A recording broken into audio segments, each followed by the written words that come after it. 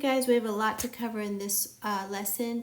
We're starting chapter 5 and we're starting out with these definitions. There's a lot of them to learn, and then, well, let's just get started. I'll try to help you memorize them somehow.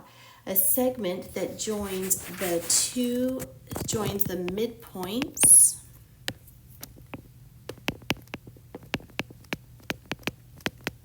of two sides of a triangle is a midsegment. So if you are given two midpoints and a segment is going from one side to the other, that's a midsegment.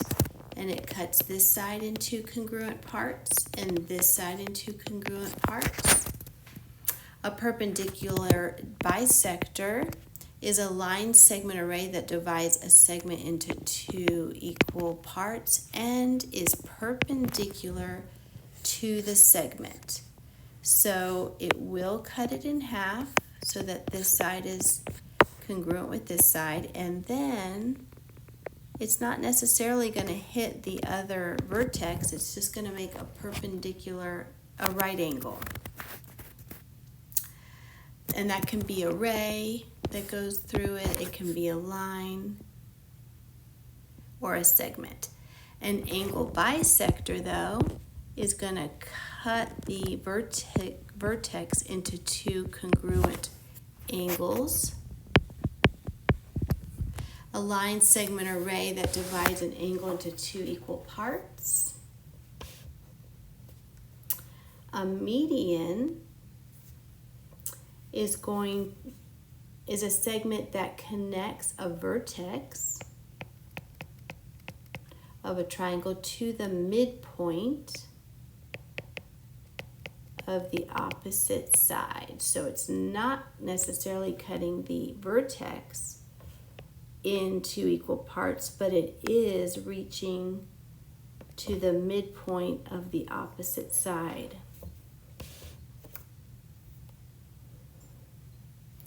An altitude is a segment that connects a vertex of a triangle to the opposite side so that it's perpendicular to that side. All right, so starting at the vertex, it will go to where it's perpendicular to the other side. And that's it. It's not necessarily cutting anything in half. It's just going to the opposite side at a right angle. That's the altitude. Okay, so starting with these four right here, then we're going to talk about what happens when we get to the center of those. All right, so to remember these, I kind of made this up. A PC is a computer. AI also has to do with the computer. Then we have MC. Maybe you'll come up with another one, but like when you MC a program, you're the MC. And then AO is this one. So circumcenter is the PC one. PC. That means it goes with perpendicular bisectors. When the three perpendicular bisectors of a triangle meet in the middle, that's called a circumcenter. Right here, AI, when three angle bisectors meet in the middle, it's called an incenter. So angle bisectors make an incenter when they all touch. MC was the centroid. So when three medians intersect in a triangle, that's called the centroid. And then orthocenter was when three altitudes intersect. So let me go right back to these again. The point for circumcenter, let's start at that one, circumcenter. So you can see right here, the three perpendicular bisectors are intersecting. For the incenter, the three angle bisectors are meeting. For the centroid, You've got a median, so that means they're showing you that these are congruent with each other. And where those intersect is the centroid, and where the altitudes intersect is the orthocenter. So this one's the AO one. All right, PC, AI, I forgot already, MC, AO. So perpendicular bisectors, circumcenter.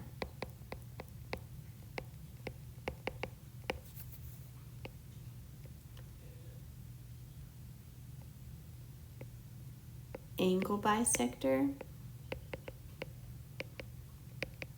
incenter. Median, centroid,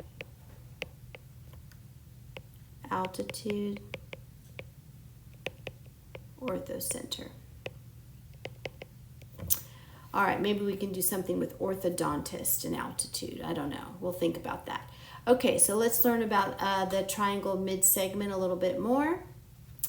All right, so we already learned that the mid-segment is that one that's got a connecting the midpoints of two sides of the triangle. So the example here is DE. Segment DE is at the two midpoints going all the way across.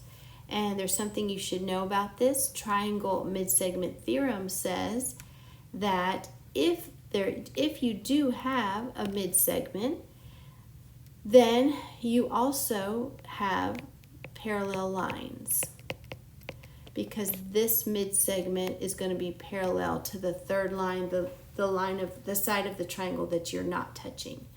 So that's one thing you know is true, and the other thing you can know is true is this segment is going to be half of this segment. So that's two things you can know from the triangle mid-segment theorem. So using the diagram above, what do we know? We know that DE, the segment DE, is parallel to the segment AC. And we also, that's this first part. And we also know that DE, the measure of DE, is half the measure of AC. And you could say it the other way around, right? You could say AC is 2 of DE's. I guess I could just write that right here.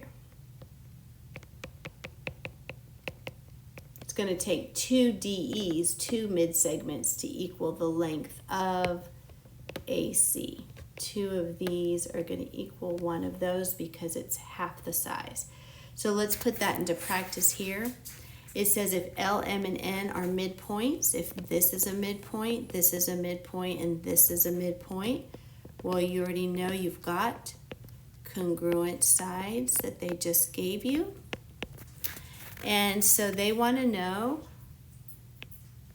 or they're telling us PR is 46. Okay. They're telling us PQ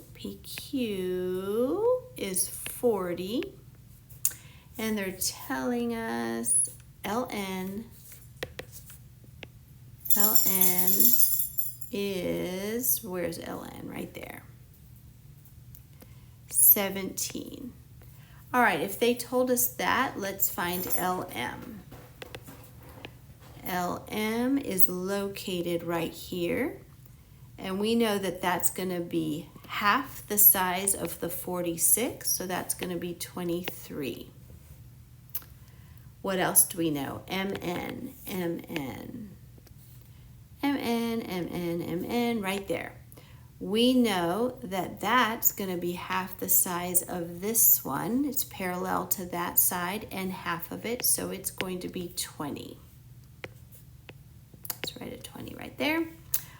What else do we know? Let's do a different color. QR. What do we know about this guy? Well, we know it's double this 17, so it's 34. And then MR,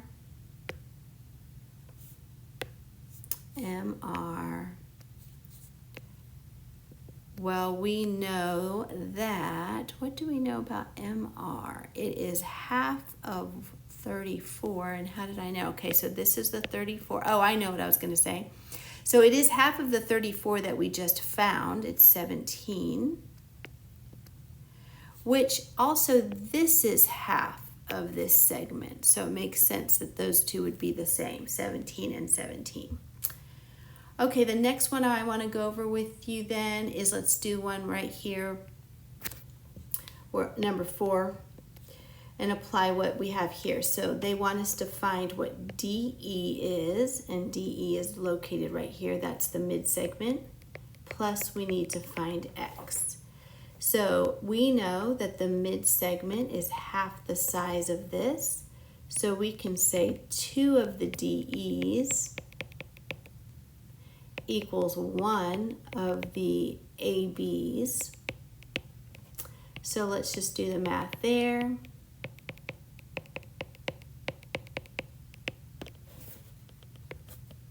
going to move this over just a tad.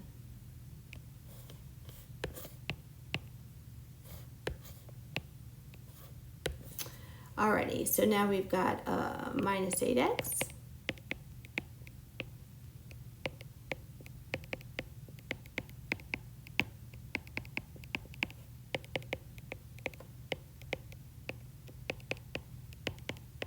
X equals 9. What is DE? Right here. That's going to be a 37. Alrighty, so let's go on to perpendicular bisectors. What can we know about a perpendicular bisector? Well, it's saying if CD is perpendicular to AB, and they gave us that right here, and AD is congruent to DB right here, well, then you have a perpendicular bisector. And the theorem with that says that if a point like C, this is point C, lies on the perpendicular bisector, this is the perpendicular bisector, if a point lies on that, then it is equidistant from the endpoints of the segment. So it means it is equidistant to this segment and this endpoint. So those two sides are congruent now. So now you know that AC is congruent to BC. That's what you know from the perpendicular bisector theorem. So then the converse of the perpendicular bisector theorem is that if AC is congruent to BD or CB, and if you have basically a right angle that they gave you, if you have CD is perpendicular to AB, then you also know that this is going to be bisecting each other, that you know this is bisecting AB, so AD is congruent to BD. All right, let's put that into practice. This one's not as confusing as the median, because you just know that these sides are equal to each other. If they give you this and this, then you know you have a perpendicular bisector. If you have a perpendicular bisector, then you know this segment is congruent to this segment. So if you need to find X, you'll just set them equal to each other.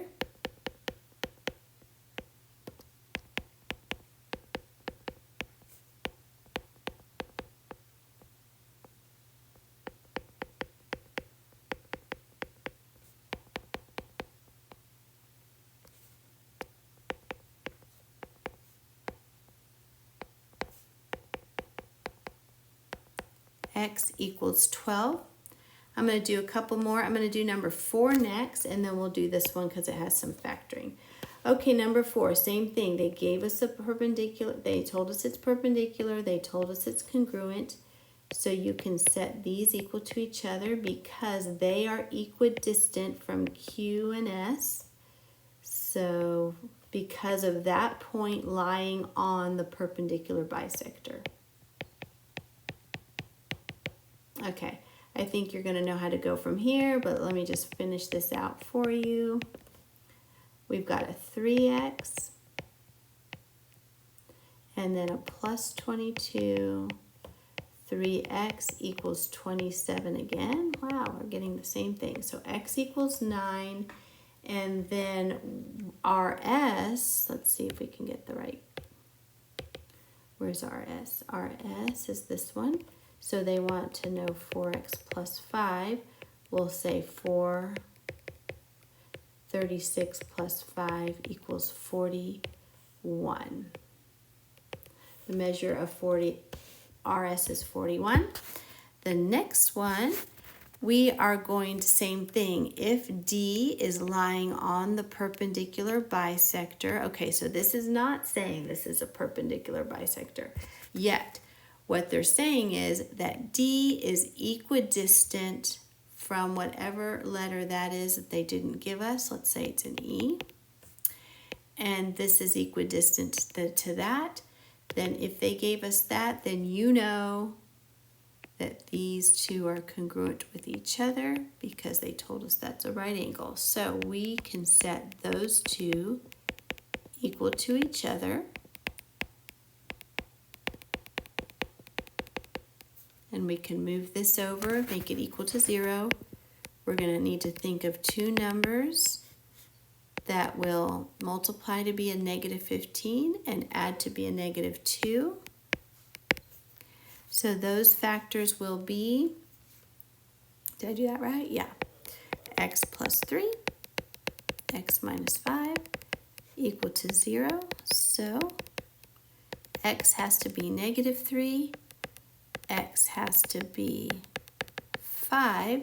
They wanted both solutions, so we'll go ahead and do that to fulfill the requirement. But we know it could only be x equals 5 because right here, that 2 times x can't be negative. And if we use the negative 3, it will. So this is the solutions to that. Then you will go on to circumcenter. I thought we were done, but we're not done. So let's talk about circumcenter. What is circumcenter the middle of? It's when 3 perpendicular bisectors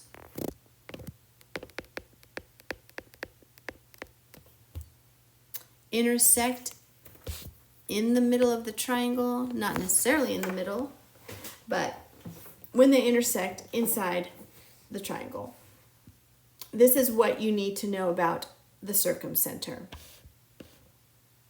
The circumcenter is always equidistant from the vertices of the triangle. So this is super helpful to you. That means AP, BP, and CP are all going to be congruent with each other. So let's first list the perpendicular bisectors. The perpendicular bisectors are DP, EP, and where are we? FP. Those are the ones that are coming from the side at a right angle. When they meet and touch each other and intersect with each other, it's the point P. And then what are all the congruent segments? Well, we already knew the first ones they gave us. We already knew AD with BD.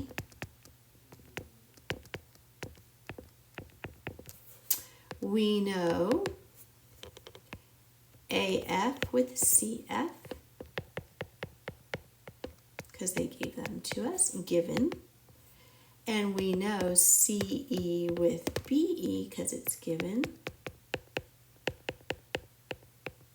But we also know now that we said AP, all our all our perpendicular bisectors up into the circumcenter have the circumcenter is always equidistant from the vertices. So AP is going to be congruent with CP. Make sure you start at the vertices right there. And BP are all congruent with each other. All right, so let's practice these. I can't remember which one I want to do. I think I just wanted to do one of these with you. All right, so let's try this out. If Z is the circumcenter, then we know, starting from the vertices, that this one is going to be congruent with this one and with this one. So let's see what they want us to know. They want us to give them TU, which is right here. All right, so let's say what else we know. We know that this also has to be 19 because those are congruent. We know that these have to be congruent, so, and we know that these will have to be congruent. Okay, so TU, we're back to TU. TU is going to have to be 19 times 2, so 38. VY right here is going to be half of this 34, so 17. UZ right here is going to be the same as this measure, 21. And finally, TZ, okay, that's also going to need to be 21.